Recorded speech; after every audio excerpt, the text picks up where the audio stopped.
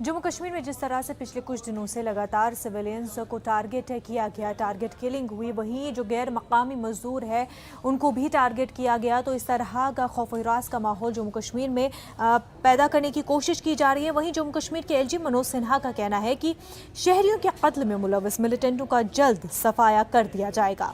LG आज श्रीनगर में police के यौम तासीस के मौके पर खिताब कर रहे थे।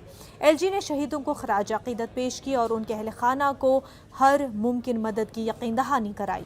एलजी ने कहा कि जम्मू कश्मीर में लोगों को तकसीम करने की साजिश रची गई है, लेकिन इस साजिश को कामयाब नहीं होने दिया जाएगा। कुछ दिनों में गुनाहों की बर्बर हत्याओं की वजह से सर्वधर्म समभाव की धरती जम्मू कश्मीर में पुलिस के सामने एक बड़ी चुनौती आई। पुलिस बल के भी निहत्थे नौजवान ऑफिसर को निशाना बनाया गया था।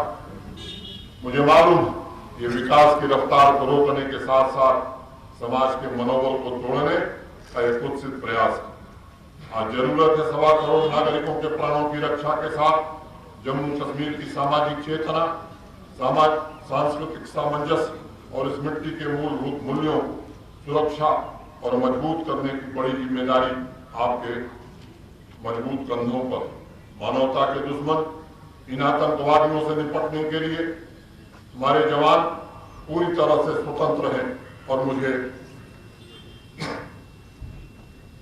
आपकी काबिलियत पर पूरा भरोसा है। आपकी तत्परता, क्षमता और त्याग की भावना जम्मू कश्मीर के वर्तमान तथा भविष्य के सुरक्षा की सबसे बड़ी गारंटी। जिस कमिटमेंट, डेडिकेशन के साथ आम आदमी के जान माल की सुरक्षा का बीड़ा जम्मू कश्मीर पुलिस ने, हमारे सीएपीएफ के और आर्मी के जवानों ने उठाया, उसी डेडिकेशन से आतंकवाद को कुचलने में हमारे जवानों ने प्राणों की बाजी भी लगाई।